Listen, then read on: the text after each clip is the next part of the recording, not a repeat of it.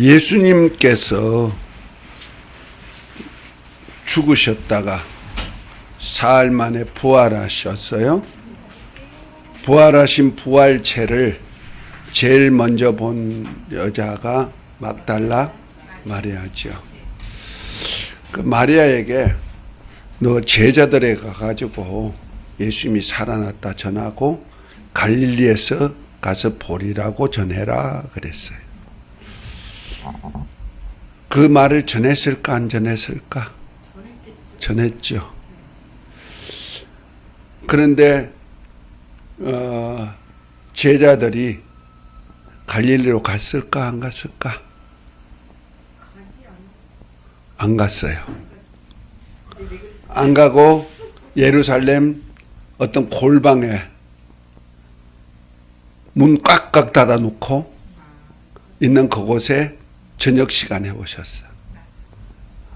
새벽에 부활하신 주님 만나가지고 막달라 마리아에게 갈릴리에서 보리라고 전하라 했는데 전해줘도 안 믿고 안 갔어. 그러니까 예수님이 답답하시니까 부활체로 저녁에 나타나셨어. 그리고 자신이 부활하신 모습을 몸이 있는 것을 다 보여주죠. 그러면서 성령을 받으라 그랬어. 그러면서 너가 네 죄든지 사하면 사여질 것이요 그대로 두면 있으리라 이렇게 말씀하셨거든요. 그 성령을 받으라 하니까 성령이 스프릿 해가지고 호흡, 바람, 기운 이런 뜻으로 이제 용어적으로 해석하니까 이 사람 숨을 이렇게 하면 성령 받는 것을 알고 옛날에 부흥 목사님들이 많이 그 사역을 했어요. 성령 후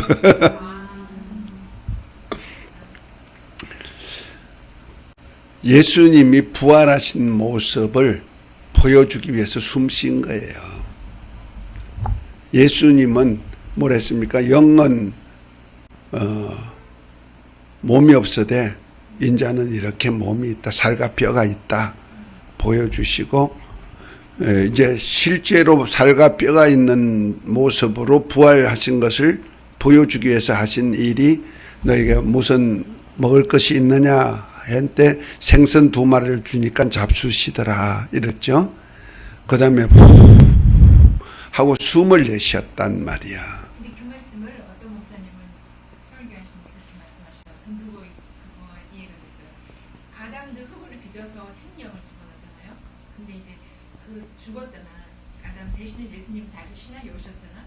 오셔서 부활하시고 다시 후하고 그게 그 생명으로 다시 믿는 자에게 그 아담의 회복을 시키는 거를. 그렇게도 해석할 수가 있는데 근데 저는 타고 와닿아요. 코에다 생기 불어넣으니까 생명이 되듯이 사람이 영적 존재가 되듯이 그 다음에 계시록에도 보면은 두 정인들이 죽어서 사흘 반 동안에 세상에 묵도하도록 세상 사람들이 다 보도록 방치했다가 사흘 반 만에 하나님의 생기가 들어가서 살아서 발로 일어서는 장면이 있죠. 그 죽었던 사람이 살아나는 장면을 생기로 표현할 수가 있는데 그것을 하고 숨을 쉬는 것으로도 표현할 수가 있어요. 그런데 나는 그렇게만 생각하는 것이 아니고 주님 말씀이 영은 살과 뼈가 없어도 인자는 살과 뼈가 있다. 부활하신 주님은 이렇게 우리가 만질 수 있는 살과 뼈가 다 있다는 거죠. 부활체를 보여주신 거예요. 부활체가 되시면 먹을 수 있기도 한다. 그래서 부활체는 안 먹는 거 아니라는 거죠. 그래서 나중에 보면 낙원에 있는 생명과 곧 천국 아버지 집에 그 생명수 강이 흐르는 좌우에 생명나무가 달마다 과일 맺잖아요. 12종류의 과일이. 그러면은 그 과일을 매달 열리면은 매달 따먹는 사람이 있으니 열리는 거 아니야. 그 누가 따먹을까? 우리 먹어야 사는 거야. 부활체를 한 사람이 먹어야 되는 거야. 우리가 먹을 양식이란 말이야.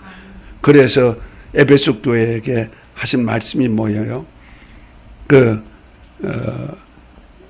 처음 사랑의 행위를 가지면 낙원에 있는 생명과를 먹을 권리를 주겠다 그랬죠. 계시록 22장에도 보면 두루마기를 빠는 자들이 생명수 강가로 나갈 권세를 얻었다 그랬죠. 그러니까 우리 사람들은요, 천국에 가도 생명과를 먹어. 아담이 안 먹었던 생명과를 거기다 만들어 놓으셨단 말이에요. 이 땅에 있는 거 아니고. 그래서 영생과를 먹어야 사는데, 그래서 예수님이 먹는 것을 보여줬죠. 먹는 거. 또 요한복음 21장에 보면은 물고기를 디베라 바닷가에 물고기를 하나도 못 잡고 돌아온 제자들에게 오른편으로 그물을 던지라 해서 153마리를 잡아주었는데, 그때 벌써 예수님께서 떡과 생선을 굽고 계셨고 잡은 생선을 가져오라 해서 더 해가지고 먹어라, 나누어 먹었다는 거죠. 그러면 예수님도 그 자리에서 잡수셨을까? 한번 잡수셨을까? 난 잡수셨다고 봐요. 그 먹을 수 있는 걸 보여준 거예요. 그러니까 부활체를 입은 주님은 먹을 수 있다. 근데 그게 학장님, 저희들이 지금 예수를 믿음으로 해서 우리 영적으로 이제 하나님 아들이 된 거잖아요. 육의 옷을 지금 이렇게 먹지만 그거를 똑같은 거로 무용해서 말씀하신 게 아닌가요? 우리는 말씀으로 이게 영적인 거, 영의 세계에서 지금 이제 말씀을 우리가 듣듯이 지금 우리가 지금 이제 텀으로 삶을 살고 있잖아요. 아니, 부활체를 입은 사람, 예수님이 육이 있을 때, 인자로 있을 때도 제자도 같이 식사를 나눴잖아. 똑같이 부활체를 입어서도 같이 식사를 나눌 수가 있는 몸이다, 이런 얘기죠. 그 영치니까.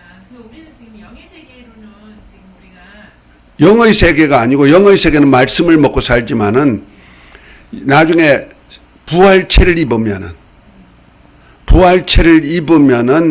우리가 음식을 먹듯이 먹을 수 있다, 이런 것을 보여주는 거죠. 천사는 음식을 먹는지 안 먹는지 몰라요. 근데 천사가 먹었다는 얘기는 별로 없는 것 같아. 그런데 후 하고 숨을 내쉬는 것은 무엇일까? 영적으로 해석하면은 생기를 부르는 것이 되는 것이 되지만은, 그래서 우리 죽었던 영혼에다가 주님의 생기를 불어넣은 것으로 해서 다시 태어난 것으로 말할 수가 있지만은, 다시 태어나려면은 성령이 함께 하셔야 태어나거든요. 그런데 예수님이 아직까지 영광을 받으시기 전이니까, 성령 받으라 하고 했을 때는 아직 영광 받으시기 전이니까 아버지 구에서 보혜사 성령이 오시지 않을 때란 말이야. 그러면은 거듭남의 역사는 아니다. 나중에 성령이 임하실 때 거듭남의 역사가 있지 않겠느냐. 예수님을 믿는 믿음은 있었지만은, 나는 그래서 해석하기를 어떻게 하냐면은 폐가 있다. 폐가 있는 것을 보여준다는 거죠. 영인 귀신들, 예를 들어 귀신들이 숨 쉴까? 영체니까 숨 쉴 수가 없죠. 만질 수도 없고, 똑같은 얘기. 그런데 예수님은 부활체는 만질 수가 있고, 창자국, 못자국 그대로 있고, 그 다음에 숨을 쉴 수 있다는 거, 호흡할 수 있는 존재라는 거죠. 그래서 폐가 있어. 나는 그렇게 생각하는 거야. 그 오장육부 다 가지셨나? 그럼 그러니까 먹고 살지 뭐. 그러니까 우리 육의 몸과 같은 이런 영체를 입는구나 생각하면 되는 거예요. 자, 그러면서 성령을 받으라 하고 말씀하셔요. 먹고 살죠. 그러니까 내가 아까 얘기했잖아. 천국 예루살렘 성이 들어가면은 문이 항상 12지파가 들어갈 수 있는 문이 있잖아요. 천국문 12대문이 있잖아요. 큰 문, 진주문.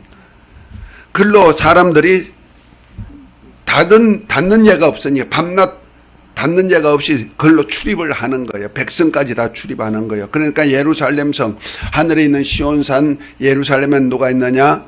장자들의 총회도 있고 교회도 있고 온전케 된 의인의 영들도 있다. 어? 그게 다 영체들 아니에요? 영체들이죠. 영체를 입은 자들이죠. 영의 몸을 입었으니까 영의 몸을 입고 글로 들어갔다. 들어가면 뭐하러 들어갈까? 생명수 강에 생명과를 먹으러 들어가겠죠. 잎사귀는 만국을 소생하는 능력이 되는 거고 치료의 능력이 되는 거고, 그래서 영생할 수 있는 양식을 항상 먹도록 준비했다. 달마다 먹는다. 달마다 열매가 맺린다 그러잖아. 그러면 달마다 따먹는 거가 있다. 따먹는 사람이 있다 이런 얘기잖아요. 그래서 사람은 먹고 사는 거예요. 먹어야 사는 거예요. 그러면서 성령을 받으라 하고 주님 명령하셨죠. 말씀하셨죠. 명령이에요. 명령. 주님의 말씀은 명령이에요. 그래서 성령은 받아도 되고 안 받아도 되는 것이 아니라는 거죠. 그래서 이 말씀에 순종하여서 제자들이 예수님이 성천하실 때, 감람산에 성천하실 때는 500여 형제가 봤다 그랬어요. 그것이 성경 어디에 있을까?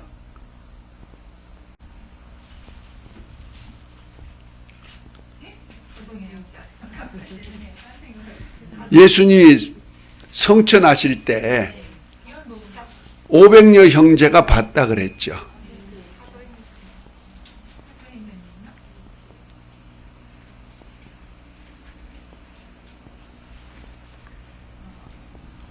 사도행전 1장에는 없어.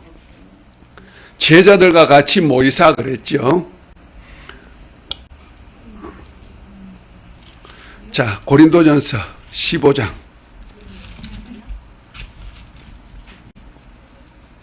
그저 늘 듣기를 그냥 500여 형제가 들었어. 보는 앞에서 부활해서 하니까 그렇거니 하고 사도행전 찾아 사람들은. 1장을 찾는단 말이야.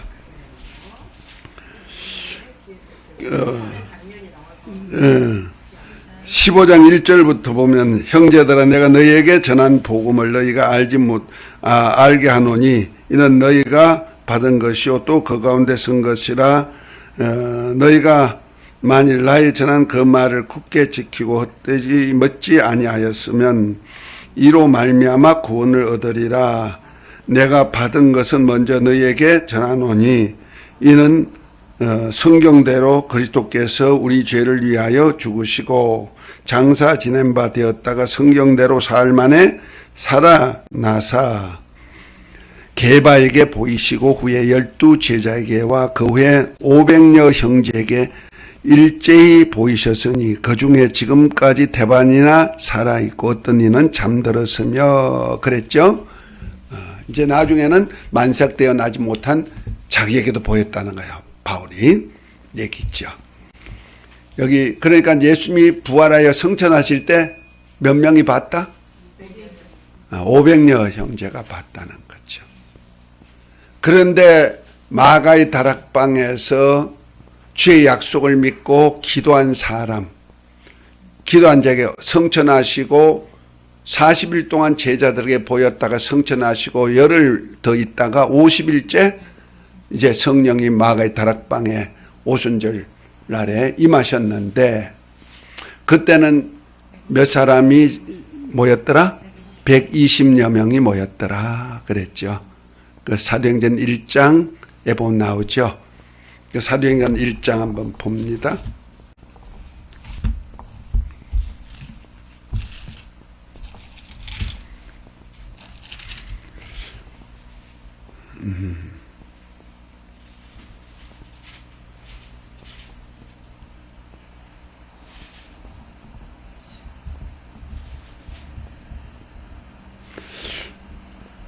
저 15절에 나오죠.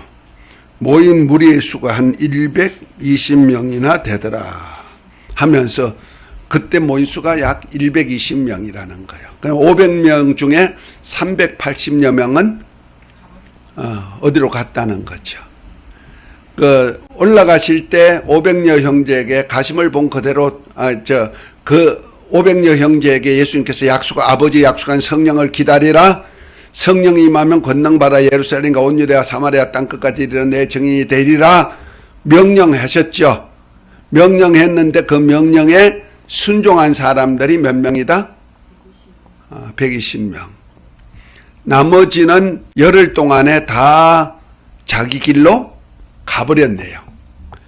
그들에게 바로 성령이 임하시게 만들었단 말이야. 아멘. 그래서 성령은 어떤 분이냐? 순종하는 자에게 임하신 성령이에요. 아무나 성령이 임하신 거 아니란 말이에요. 성령을 받으라 하고 했는데 받으란 말씀에 순종하는 자에게 임하시는 성령이다.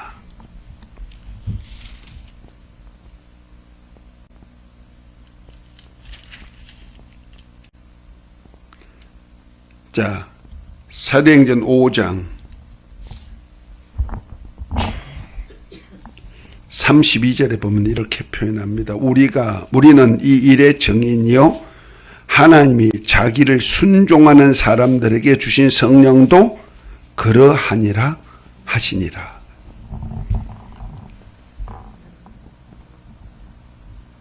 그러니까 500여 형제 가운데도 주의 약속한 말씀대로 성령을 받으라, 아버지의 약속한 성령을 받으라 하고 했는데 그 말씀을 믿고 순종하는 120명에게만 성령이 임했다는 거죠. 그러니까 지금도 성령은 누구에게 임하냐? 성령 받으라 하고 한 말씀대로 성령을 사모하고 받으려고 한 사람들에게 임하시는 성령이란 말이에요. 그러니까 세상 사람들은 알지도 못하고 받지도 못하니까 세상 사람들은 성령 사모하지도 않죠. 그런데 믿는 사람은 받으라 한 대로 받으려는 명령으로 들은 사람들이 받는 건데 그 명령을 받는 표가 뭐냐면 세례란 말이에요. 그래서 사도행전 2장 38절에 보면 너희가 각각 회개하고 예수 그리스도의 이름을 믿고 죄사함을 얻어라. 그래야만 성령을 선물로 주시리니 이는 하나님이 얼마든지 부르신 자들이다. 그 성령 받으라 하고 말씀하듯이 이제 예수 믿으라 하고 믿고 세례 받으라 한 말씀대로 순종하는 자에게 누구 준다? 성령을 주신다. 그 하나님이 부르신 자들이라는 거죠. 그래서 성령은 순종할 때 역사하는 영이에요. 아멘. 마귀는 어느 가운데 역사하는 영이다? 불순종 가운데 역사하는 영이다. 에베소 2장 3절에 나오죠. 성령은 누구 가운데 역사하는 영이시다? 순종하는 자에게 역사하는 영이시고 마귀는 누구 가운데 역사하는 영이다? 불순종 가운데 역사하는 영이다. 딱 나옵니다. 그래서 내가 순종할 때 오순절 120명이 모인 그 장소에 성령이 임하시는 것, 순종하는 자에게 주셨단 말이에요. 할렐루야. 그래서 우리가 주의 말씀에 순종할 때 그러면 누가 자동으로 역사해 주신다? 성령이 역사해 주시려고, 나를 도와주려고. 그래서 주님이 하신 말씀이 진리잖아요. 그죠? 그러니까 아버지 말씀이 진리입니다. 믿으시면 아멘. 요한복음 17장 17절에 그랬죠. 진리로 거룩하게 하옵소서. 아버지 말씀이 진리입니다. 그랬어요. 그런데 아버지 말씀, 곧 하나님의 말씀이 두 종류가 있다 그랬어요. 하나는 모세를 통해서 전한 율법, 하나는 예수 그리스도를 통해서 전한 은혜와 진리죠. 그 은혜도 진리고 진리도 진리예요. 왜? 은혜는 영원히 불변하기 때문에 진리라 그래요. 복음이죠. 은혜의 복음도 진리예요. 영원히 불변하기 때문에. 그러나 여기서 진리는 아버지 말씀이에요. 그런데 아버지 말씀이 예수 그리스도를 통해서 전한 말씀은 뭐다? 예수 그리스도를 통해서 전한 모든 말씀은 진리예요. 왜냐하면 예수님은 스스로 한 말씀이 하나도 없고 그 안에 계신 아버지께서 하시고자 하신 말씀, 하시는 말씀을 그대로 대언했기 때문에 결국 누구 말씀이다? 아버지 말씀이기 때문에 진리예요. 이해가 됐죠? 그러니까 예수님이 새 계명만이 진리가 아니고 그거는 기본이고 기초고 기본이고 아주 우리가 구원에 이를 수 있는 가장 핵심적인 말씀이라면은 주님이 하신 모든 말씀은 진리이기 때문에 그 말씀에는 심판이 있는 거예요. 심판은 보상과 보응으로 갚아주죠. 보상이 있다는 얘기는 보응도 있다는 얘기거든요. 그래서 계시록 그 1장에 보면은 1장 1절에 이렇게 말씀하죠. 예수 그리스도의 계시라 이는 하나님이 그에게 주사 반드시 속히 될 일을 그 종들에게 보이시려고 그 천사들을 그 종 요한에게 보내어 지시하신 것이라 그랬죠. 그 1장 1절이 굉장히 중요한 얘기죠. 예수 그리스도의 계시, 요한의 계시가 아니고 예수 그리스도의 계시를 기록한 것이 계시록이에요. 그러니까 예수 그리스도의 계시인데 예수 그리스도께서 친히 하신 계시다? 아니고 이는 아버지께서 그에게 주사, 누구요? 아버지께서 예수님께 주어서 계시한 계시라는 거죠. 그러니까 이 계시록은 진리다 아니다? 진리단 말이야. 이걸 알아야 되는 거예요.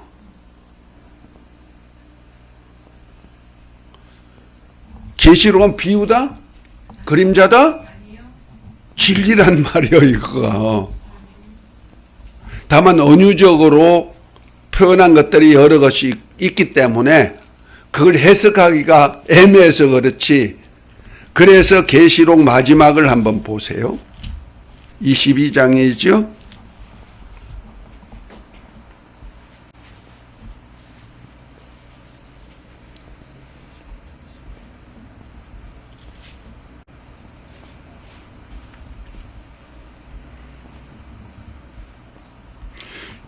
마지막 18, 19절 한번 읽어봅니다. 같이 읽어봅니다. 시작. 내가 이 책의 예언의 말씀을 듣는 각인에게 증거하노니 만일 누구든지 이것들을 외에 더하면 하나님이 이 책에 기록된 재앙들을 그에게 더하실 터이요 만일 누구든지 이 책의 예언의 말씀에서 제하여 버리면 하나님이 이 책에 기록된 생명나무와 이 거룩한 성의 참여함을 제하여 버리시리라. 아멘입니까? 얼마나 정확하면 더하지도 말고 빼지도 말라는 거잖아. 뭐기 때문에? 진리기 때문에. 진리는 가감할 수 없는 거죠. 영원한 거기 때문에. 이만큼 주님의 말씀이기 때문에 진리란 말이야. 아멘. 자, 그래서 마지막 날 우리 심판을 무엇으로 하실까? 말씀으로 하시는 거예요. 자, 요한복음 12장 48절부터 50절까지 한번 읽어보세요. 47절부터 한번 읽어보세요.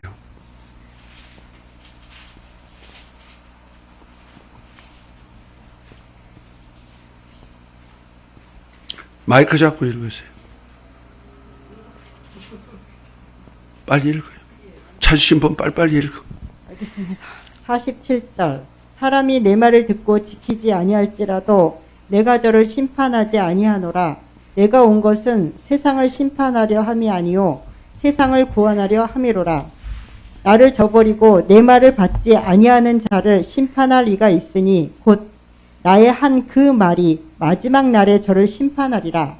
내가 내 자유로 말한 것이 아니요 나를 보내신 아버지께서 나의 말한 것과 이를 것을 친히 명령하여 주셨으니 나는 그의 명령이 영생인 줄 아노라. 그러므로 나의 이르는 것은 내 아버지께서 내게 말씀하신 그대로 이루노라 하시니라. 아멘. 단지 말해서 주님이 하신 말씀은 모두가 누구의 말씀이다? 아버지 말씀을 그대로 일러주기 때문에 마지막 그 말씀이 바로 명령이고 명령, 계명이란 말이야. 명령이고 명령이 영생이라 그랬다. 그래서 마지막 예수님은 어차피 이 땅의 세상을 구원하러 오실 구세주기 때문에 심판하는 분은 아니라 요한복음 3장 16, 17절에 말씀하죠. 하나님이 세상을 이처럼 살아 독생자를 주셨으니 이는 누구든지 저를 믿는 자마다 멸망치 않고 영생을 얻게 하려 하심이라. 하나님이 그 아들을 세상에 보낸 것은 세상을 심판하려 하심이 아니고 저로 말미암아 구원을 얻게 하려 하심이라. 그러니까 예수님을 이 땅에 보내신 것은 구원하기 위해서 오셨기 때문에 심판하지 않는다는 거예요. 그 말씀을 주님이 하시면서 뭐라 합니까? 마지막 날에 우리를 심판할 것이 있는데 무엇으로 심판한다? 주님이 하신 말씀대로 심판한다는 거죠. 그래서 주님이 하신 모든 말씀은 진리고 그 진리의 말씀이니까 불변하는 말이에요. 더하거나 빼지도 말고 그대로 지키는 거예요. 그래서 이 말씀에 의존해 가지고 세례냐 침례냐를 두고 기독교에서 많이 순교자가 나왔어요. 침례받는 사람들이. 주 313년에 콘스탄틴이 로마인들에게 기독교를 로마 국교화 시켰단 말이야. 그 다음부터 로마 국교화가 되면서부터 시작해가지고 그 당시는 침례받던 그들에게 세례로 다 바뀌는 거예요. 물로 찍는 거. 성부와 성자와 성령의 이름으로 세례 주노라 하고 씻는 예식으로. 그래서 세례 보면은 주술에 물을 갖다가 이렇게 부어가지고 침례 원래 잠기는 거 밥티죠. 밥티스마 잠기는 건데 잠겼다 나오는 건데 그렇게 할 수 없는 형편이 있으니까 물을 부었어요. 그 주술에 밖에서로 부었단 말이야. 그러니까 또 집이 방이 엉망이니까 또 그렇게 할 수 없으니까 빗자루 같은 데다가 우슬초에다가 빗자루 같은 거 거기다 찍어가지고 쓱쓱 뿌려서 적술에 기왕 원래 천주교는 뭐예요? 침례 그러니까 침례 역사가 세례까지의 역사가 그렇다 이 말이야. 아닌데 원래 천주교는 뭐예요? 천주교는 세례죠. 세례로 공식화 시켰죠. 그러니까 처음에 이제 침례부터 시작한 것이 이제 주술에 밖에서로 물을 갖다가 붓는 거니까 그 물속에 들어갈 수 없는 사람들에 부었다 보니까 그가 들어가는 것보다 좀 편리하니까 그걸 했다는 거야. 그런가 하면 또 그렇게 하다니까 너무 방이 또 지저분해지고 물투성이 되니까 어떻게 적술에 그 우슬초 이렇게 찍어가지고 빗자루 같은 데다 찍어가지고 씩 뿌려. 그거가 이제 가톨릭에서 이 생수 뿌리는 그런 식이 되는 거야. 예. 그 적술에 하다가 물로 그 세례는 죽는 건데 그러면 죽는 거면 그러니까 죽어 장사 지는 거니까 관 속에 들어가자. 관에 들어갔다가 뚜껑 딱 뜯어 너는 죽었다. 그리고 열고 다시 일어나 살았다. 관술에 세례 역사가 그래요. 죽음의 표니까 옛사람이 죽어 장사 지내고 그리스도 안에 사는 것이다 하면서 예수 이름으로 죽었어 하고 관에다 넣고 똥똥똥 두드려가지고 못 박아놓고 죽었어 그래 놓고 장사 지냈다. 그리고 또 열어가지고 일어나서 살았다. 관술에. 그러다가 이제 국교화로 그 로마가 그 당시에는 태양신을 많이 섬기는 사람들이 있었어요. 그 태양신 종교도 그 다원주의 국가인데 종교 다원주의 국가인데 태양신을 섬기는 사람이 많은데 콘스탄틴이 기독교를 국가화하면서 법제화하니까 그들도 뭐 해야 돼요? 기독교인이 돼야 돼. 그 기독교인이 되는 그 공식적인 고백이 세례하고 그 다음에 사도신경이에요. 그래서 그 두 가지를 외우고 그렇게 받도록 만들어서. 그래서 세례가 그때부터 공식화가 돼버린 거예요. 그러나 침례를 받기를 원하는 사람, 침례교가 아니에요. 침례를 주장하는 사람들은 그거 하나의 의식이 아니고, 세례는 의식이니까, 세례 받는 거, 침례 받는 것도 하나의 의식이니까 그냥 의식으로 하면 된다 해가지고 약식 세례를 주었지만은, 침례를 끝까지 주장하다가 죽으신 분들이 한 5만 피 흘린 발자취에 보면은 5만 명이 넘는 것으로 돼 있어요. 그만큼 침례 하나 때문에 많이 죽는 거예요. 그래서 기독교 역사책에 보면 재침파라고 나와요. 세례 받았던 사람들도, 세례는 교황이 말에 순종하는 것이지만은 침례는 예수님 말씀에 순종하는 거야. 그러니까 순종의 표로서 곧 하나님의 명령이기 때문에 명령에 순종하는 바로서 자기들은 세례 안 받겠다 해가지고 세례 안 받으면 죽이는 순교의 역사가 나타났죠. 침례받고. 그런데 또 세례 받았던 사람도 다시 기독교로 돌아오면은 뭐예요? 다시 그 세례는 교황 명령에 한 거고 주의 명령에 한 거 아니니까 주의 명령대로 침례 받아라 해가지고 다시 침례를 주었다 해가지고 이걸 재침파라고 말하는 거예요. 기독교 역사에. 역사 페이지에 아주 짤막하게 나왔어요. 그걸 이단으로 말하죠. 지금도 이단이라 그래요. 그런데 이단이 아니고 주의 말씀에 순종하는 자다. 그러니까 보세요. 오순절 마가의 다락방에 모인 120명은 그냥 성령 받은 사람이 아니고, 자, 예수님이 부활체로 40일 동안 사람들에게 8번이나 보여주고 마지막 8번째 500여 형제가 보는 앞에서 올라갔단 말이에요. 약속한 성령을 기다리라 하시고 올라가셨는데, 올라가실 때 사람들이 가심을 본 그대로 오신다는 어떤 천사가 전한 말을 듣고 그들이 다 그 소리를 들었죠. 가셨다 금방 오시는구나. 그러나 오실 때는 언제인지 모르지만 하여튼 약속한 성령을 받으라는 말씀대로 순종하는 사람들이 120명이었다는 거죠. 그러면 380명은 누구였을까? 내 생각에는 그래요. 380명 중에는 뭐 가정일, 뭐 애기 보는 일, 뭐 이런저런 자기 일이 있어서 간 사람도 있겠죠. 그러나 유대인들은요, 안식일을 굉장히 귀중하게 생각하는 거예요. 40일째 되는 날에 성천하시고 안식일 되기까지는, 오순절 때 50일째 되는 날까지는 안식일이 2번 있어요. 안식 후 첫날 마지막 40일째가 바로 안식일 다음 날이니까.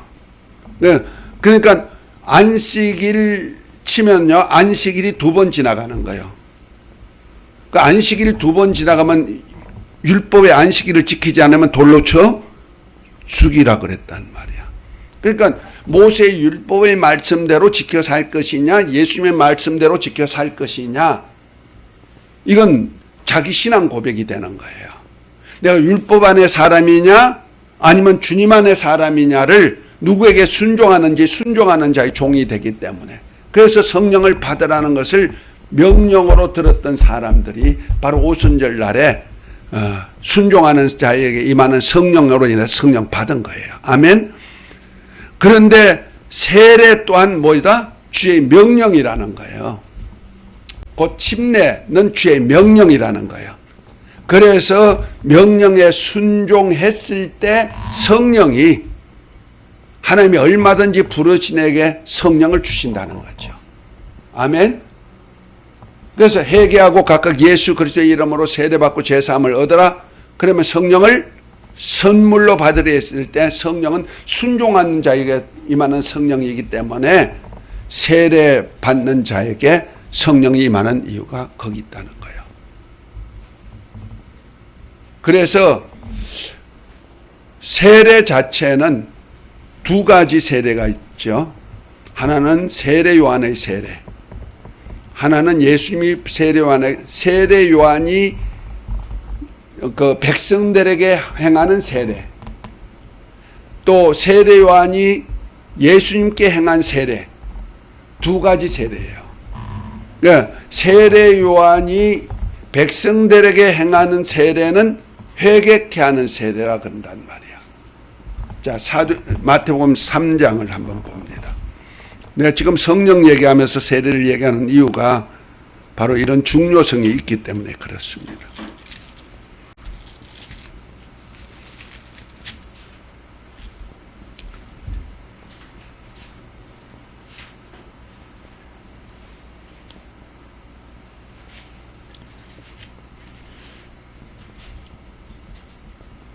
자, 1절부터 그때 세례 요한이 이르러 유대 강야에 전파 이르되 회개하라 천국에 건너라 하였으니 하면서 쭉 이렇게 나오죠. 그래서 사람들이 자기 죄를 자복하고 이제 이렇게 나옵니다. 그러면서 11절에 보니 나는 너희로 회개케 하기 위하여 물로 세례를 주거니와 내 뒤에 오신 이는 나보다 능력이 많으시 나는 그의 신을 들기도 감당치 못하거나 그는 성령과 불로 너에게 세례를 주실 것이요 그랬죠. 그러니까 세례 요한이 백성에게 준 세례는 무슨 세례다? 물세례인데 같은 물세례인데 회개케 하는 세례란 말이야. 회개케 하는 세례라면 내가 죄인입니다 하는 고백하는 사람에게 주는 세례란 말이야. 그런데 자 3절 끝에 보면은 13절이죠. 이때 예수께서 갈릴리에서 요단강에 이르러 요한에게 세례를 받으라 하신대 요한이 말려 가로되 내가 당신에게 세례를 받아야 할 터인데 당신이 내게로 오나이까. 예수께서 대답하여 가라사대 이제 허락하라. 우리가 이와 같이 하여 모든 의의를 이루는 것이 합당하니라 하신대 이에 요한이 허락한지라. 예수께서 세례를 받으시고 곧 물에서 올라오실 때 하늘이 열리고 하나님의 성령이 비둘같이 내려 자기 위에 임하심을 보이시더니 하늘로서 소리가 있어 말씀하시되 이는 내 사랑하는 아들이요 내 기뻐하는 자라 하시니라 그랬어요. 자, 여기서 세례 요한을 통해서 세례 주는 것이 두 가지 종류가 있네요. 하나는 백성들에게는 뭔 세례? 회개케 하는 세례. 그럼 예수님은 죄 없은 분이니까 회개할 세례가 필요해요? 안 해요? 필요 없어요. 필요 없는데 예수님이 왜 세례를 받으시냐는 말이에요. 이 세례는 하나님의 의를 이루는 세례단 말이에요. 이렇게 함으로 하나님의 의를 이루는 것이 온전하다 이렇게 말씀하죠. 아멘. 하나님의 의를 이루는 세례란 말이에요. 이 하나님의 의를 이루는 세례가 뭐냐면요, 바로 육의 사람이 장사 지내고 곧 아브람과 다윗의 자손은 끊어버리고 그때부터 시작해서 예수 그리스도로서 하나님의 아들로서 사역이 시작되는 그것을 기점으로 담는 거예요. 그래서 다시 말해서 마태복음 1장 1절에 아브람과 다윗의 자손 예수 그리스도의 계보라면서 혈육의 계통이 났던 예수님은 요단강에서 세례 요한으로부터 하나님의 의를 이루는 세례를 받은 그 순간에 육체의 조상으로부터 온 혈육의 조상으로부터 온 예수는 끊어져 버리고 그 다음에 성령이 비둘기같이 임하고 하늘에서 소리가 나기를 저는 내 사랑하는 아들이요 내 기뻐하는 자라 하는 이것 가지고 산다는 거죠. 그 성령이 비둘기같이 임했다고 하니까 비둘기가 성령이 비둘기란 뜻이 아니고 성령이 예수님을 비둘기로 증거했다 이 말이요. 비둘기가 하는 사역이 뭔지 아시죠? 레위기에 보면 잘 나와 있어요. 매일매일 죄를 대속할 제물이 비둘기예요. 어린 방구 2쌍이 있죠. 그 다음에 가난한 사람들도 얼마든지 속죄해 줄 수 있는, 그래서 양을 드리고 소를 잡는 그것을 매일 하는 것이 아니고 매일매일 죄를 대속하기 위해서는 비둘기를 드렸고, 그 다음에 가난한 사람도 얼마든지 드릴 수 있는 속죄 제물이 비둘기예요. 특별히 비둘기, 그러니까 뭐요? 죄를 대속할 제물이죠. 그 성령은 예수님을 뭐라고 정의했다? 죄를 대속할 자다, 곧 그리스도다 하고 증거한 거예요. 그리스도가 뭐예요? 인자로 오셔서 우리 죄를 대신 치러주기 위해서 그리스도로 오셔서 대속 제물이 되어주실 뭐로 기름 부음 받은 자거든요. 자, 얘가 누구냐면은 보십시다. 창세기 15장에 보면은 하나님이 아브라함에게 너 후손을 하늘의 별같이만 해주리라 하니까 아브라함이 믿으니 하나님이 이를 의로 여기셨다 그랬죠. 하나님이 의롭다고 여기셨다는 거예요. 하나님 약속을 믿으니까. 그리고 난 다음에 그 증표로 이 땅을 기업으로 주겠다 하니까 그 땅을 기업으로 주겠다는 표적이 뭡니까 하니까 제물을 드려라. 3년 된 암소, 양, 염소, 그 다음에 비둘기를 드려라 그랬어요. 그런데 아브라함은 어떻게 했어요? 짐승은 다 쪼갰어. 쪼개가지고 드렸는데 비둘기는 쪼개지 안 했단 말이야. 그런데 그 땅을 기업으로 받는 표로 횃불이 하늘로부터 내려가지고 이 쪼갠 고기 사이로 지나가서 다 태웠어요. 이를 횃불 언약이라 하죠. 그런데 누구는 횃불이 안 들어갔어? 비둘기는. 그러니까 횃불 들어간 쪼개다. 이거 죽음을 상징하거든요. 그러니까 죽는데 예수님은 성령은 비둘기로 예수님을 증거했단 말이야. 그건 뭐요? 살아서 제물이 되실 분을 소개한다는 거죠. 다른 건 뭐요? 다 쪼갰으니 죽었어. 그렇죠? 그런데 비둘기는 쪼개지 않았다는 얘기는 죽지 않았다는 얘기죠. 그래서 예수님은 거룩한 산 제물이 되시는 거예요. 그래서 그리스도가 되는 거예요.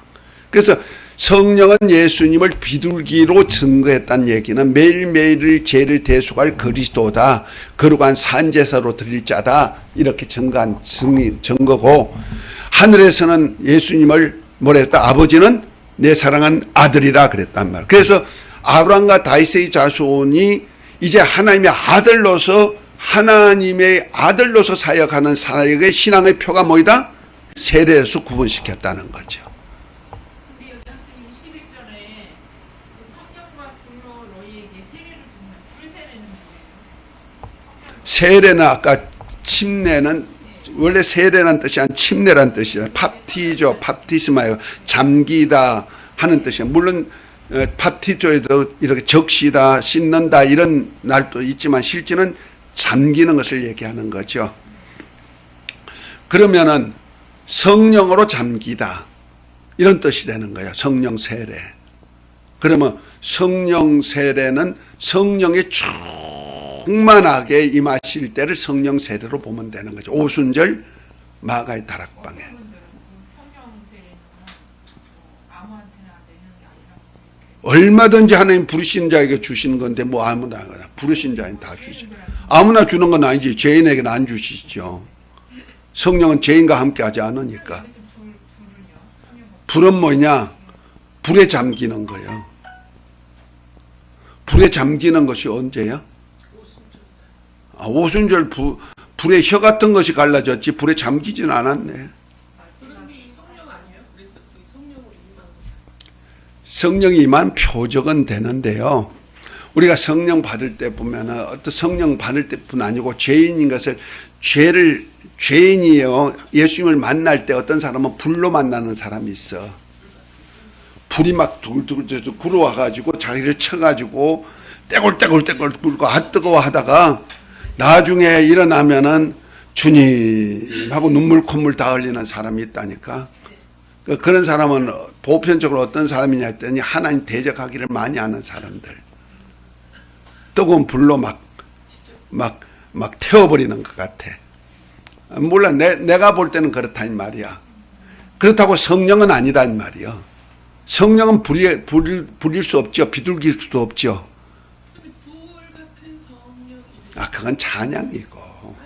그 성령 받을 때 후끈뜨끈 하는 그런 것도 있고, 불 같은 것이 임하는 불반응 같은 것이 임한 사람들이 있기 때문에 그렇게 찬양은 하겠지만은 불 같은 형용사는 쓸 수가 있어요. 그런데 불은 아니죠. 여기가 조금 난. 자, 불세례는 뭐냐면 불신자들에게 임하는 세례미죠. 불세례가. 마지막 날은 어디예요? 지옥 불못이죠. 심판주로 오시니까. 그러면 이해가 되네. 예, 불세례는. 예, 그럼 심판이라는 거예요. 심판이죠. 그럼 불같은 성령이 뭐 아니라. 그러니까 내가 회개하기 전에 하나님 앞에 막 앙탈을 부리고 할 때 보면 어떤 때는 하나님이 막 강압적으로 해줄 때 있다. 아까 얘기하듯이 그 예비된 자, 준비된 자들에게, 준비된 자는 괜찮은데 예비된 자들은 보통 안 믿거든요. 이게 마지막 때 불심판이면 그러면 지옥 심판이라고. 예, 그거 예. 여기서 말하는 자. 그거는 좀 근데 출애굽 지금 그래서 그 다음에 마태복음 3장 12절을 한번 봐요. 3장 그 11절에 세례요한이 그러죠. 나는 너희로 회개케 하기 위해 물로 세례를 주거니와 내 뒤에 오시는 이는 나보다 능력이 많으시 나는 그의 신을 들기도 감당치 못하다. 그는 성령과 불로 너희에게 세례를 줘. 성령으로 성령 세례 준단 말이요. 성령 세례가 뭐야? 믿는 자에게 주시는 성령. 하나님이 얼마든지 부르시는 자에게 성령인데 세례 받고 내가 물 세례 받고 나면 이제 성령 세례를 주신다 이 말이요. 왜? 제사함을 받았기 때문에. 그러니까 성령과 불로 세례를 주실 것이 하고 그 12절을 잘 읽어봐요. 12절 한번 읽어보세요. 뭐라고 했는지. 원서를 봐도 몰라 그런 거는. 영적인 거 알지 못하면 몰라. 불은 불이요. 12절 한번 읽어봐요. 크게. 손에 키를 들고 자기의 타작마당을 정하게 하사 알곡은 모아 곳간에 들이고 측정이는 꺼지지 않는 불에 태우시리라. 심판에 대한 얘기잖아. 알곡은 누구 세례? 성령 세례 준다는 얘기요. 그 뒤 문맥을 보지 않고 그것만 한 장만 보니까 문제가 나오는 거예요. 근데 다른 어떤 무슨 말씀하시죠? 불세례라고 아니 근데 11절은 불세례 성령과 불로 세례를 베푸시니까 불세례의 표현이 맞고 세례 자신이 뭐냐면은 12절은 불에 태우는 거니까 이건 좀 다른 아니지. 이제 심판주로 오시니까 성령하고 아니, 그거는- 심판을 같이 오겠다는 거지. 그거는 태우는 건 태우는 거고 아니, 11절에서 얘기하는 거는 세례고 그러니까 구분해서 보면 안 되고요. 성경은 앞뒤 문맥을 다 보면서 봐야 되는 거예요. 아니 문장이 그러니까 한 문장만 보면요, 한 문장에 해석하면은 이런저런 소리를 제대로 못해. 그래서 성경을 볼 때는 앞뒤 문맥을 다 봐야 되고, 그 다음에 불 가운데에서 강림하시는 아, 여호와가 나오잖아요. 그래서 율법은 뭐예요? 율법은 심판주 하나님이 나오시는 거예요. 그래서 하나님, 때는 불이 항상 거기에 계신다는 예, 불로 임하셨죠. 네네네. 그 심판하시는 하나님, 율법 안에는 심판밖에 없어요.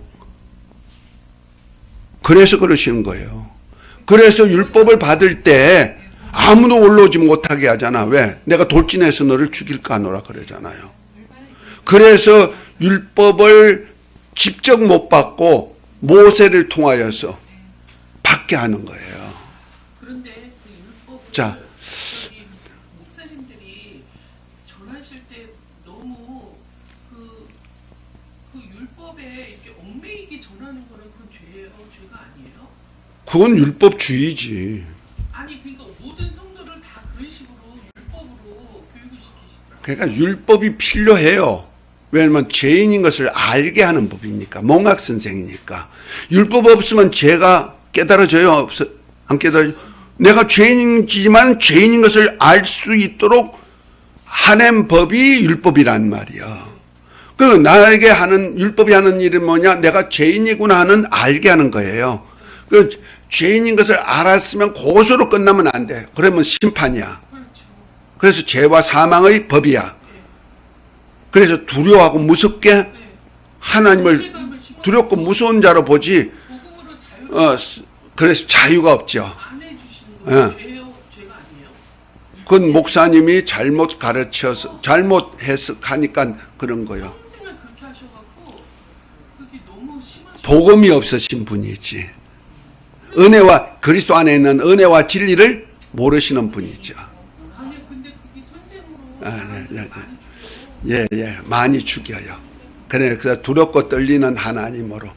그래서 예수님을 믿고 다시 천사가 전한 말로 돌아가 버리는 거예요.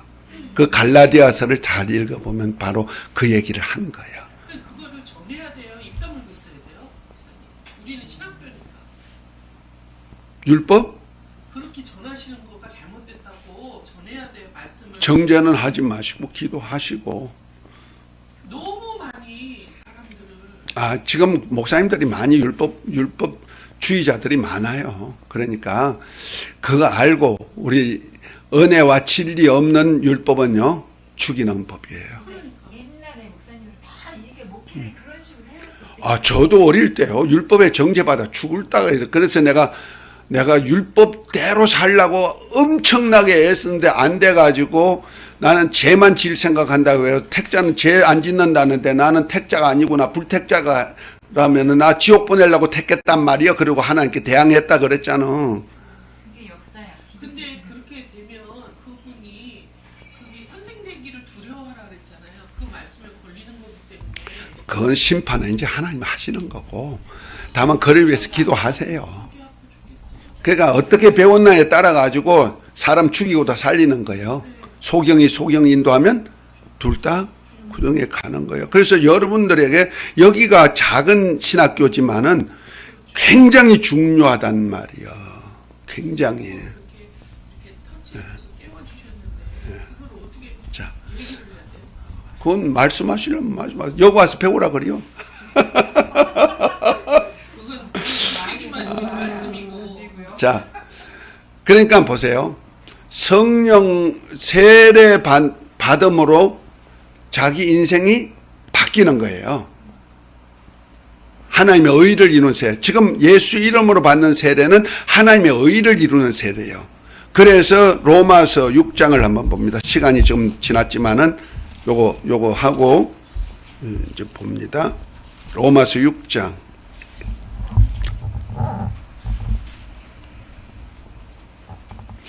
1절부터 보면 이렇게 말씀합니다. 그런즉 우리가 무슨 말을 하리요? 은혜를 더하게 하시려고 죄에 가하겠느냐? 그럴 수 없느니라. 죄에 대하여 죽은 우리가 어찌 그와 함께 그 가운데서 더 살리요? 3절입니다. 무릇 예수 그리스도와 합하여 세례를 받는 우리는 그의 죽으심과 합하여 세례 받은 줄을 알지 못하느냐. 그러므로 우리가 그의 죽으심과 합하여 세례를 받음으로 그와 함께 장사되었나니 이는 아버지의 영광으로 말미암아 그 그리스도를 죽은 자 가운데서 살리신과 같이 우리로 또한 새 생명 가운데서 행하게 하려 함이니라. 만일 우리가 그의 죽으심을 본받아 연합한 자가 되었으면 또한 그의 부활하심을 본받아 연합한 자가 되리라. 우리가 알거니와 우리 옛사람이 예수와 함께 십자가에 못 박힌 것은 죄의 몸이 멸하여 다시는 우리가 죄의 종로로 타지 아니하려 함이니 이는 죽은 자가 죄에 벗어나 의롭다 하심을 얻었음이니라. 만일 우리가 그리스도께 함께 죽었으면 또한 그와 함께 살 줄을 믿노니 이는 그리스도께서 죽은 자 가운데서 사셨음에 다시 죽지 아니하시고 사망이 다시 그를 주장이 못할 것을 알미로다. 이렇게 말씀하죠. 그러니까 세례가 뭐이다? 주님과 연합하는 거예요. 인자로서인 주님이 죽으신 것 같이 육에 속한 내가 죽어 장사 지내고 이제 그리스도와 함께 다시 부활의 영광에 살았다 하는 겁니다. 아멘. 그래서 내가 육에 속한 사람은 딱 끊어버리고 예수 이름으로 받는 세례가 그거요. 육의 사람은 예수 그리스도와 함께 죽어 장사 지내고 예수님이 내 죄를 담당하고 죽으셨잖아요. 그때 죽으심에 연합했다는 거예요. 그리고 이제 예수님이 다시 살아나심으로 같이 나도 이제 새 사람으로 다시 살았어. 부활하신 사람으로 살았어 하고 고백하는 신앙이 뭐다? 세례. 그래서 너가 세례 받으라 하고 명령을 하셨다는 거예요.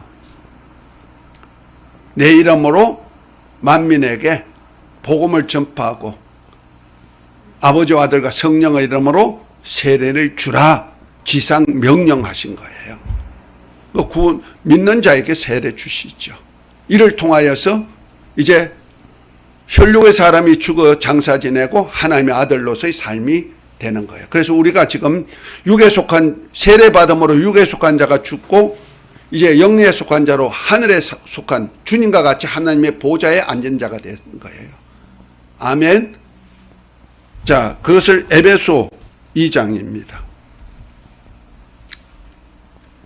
자, 죄와 허물로 죽었던 우리를 예수님이 살리셨는데, 자, 3절에 보니 전에는 우리도 그 가운데서 우리 육체의 욕심을 따라 지nem의 육체와 마음의 원하는 것을 하여 다른 일과 같이 본질상 진노의 자녀였더니 긍휼이 풍성하신 하나님이 우리를 사랑하신 그 큰 사랑을 인하여 허물로 죽은 우리를 그리스도와 함께 살리셨고 그랬죠. 무엇을 통해서? 세례를 통하여서 그리스도와 연합하여 살리셨단 말이요. 그것이 세례를 통한 고백이죠. 그죠? 가로 속에 너희가 은혜를 인하여 구원을 얻으시다. 6절에 또 함께 일으키사 그리스도 예수 안에서 함께 하늘에 앉히시니 이는 그리스도 예수 안에서 우리에게 자비하심으로 그의 은혜의 지극히 풍성함을 오는 여러 시대에 나타내려 하심이라 그랬죠. 다시 말해서 이제는 우리가 어디에 앉혔다? 하늘에 앉히자. 이 부활하신 주님이 어디 가 계시다? 하늘에 가셔서. 그럼 우리도 지금 의롭게 됐다는 표적을 어디에 속하였다? 예수님과 똑같이 하늘에서 앉은 자가 됐다는 거예요. 그래서 우리 시민권은 이 땅에 있는 것이라? 아니, 하늘에 있는 거예요. 바울이 그걸 얘기하는 거예요. 그것이 바로 세례로 표현했고, 이 세례를 통하여서 세례받고 제사함을 받는 표로, 곧 하나님의 아들들이 된다는 표로 뭐가 임했다? 성령이 임했다. 성령 받지 못하면 구원받지 못한다는 얘기 아닙니다. 예수님을 믿으면 구원받아요.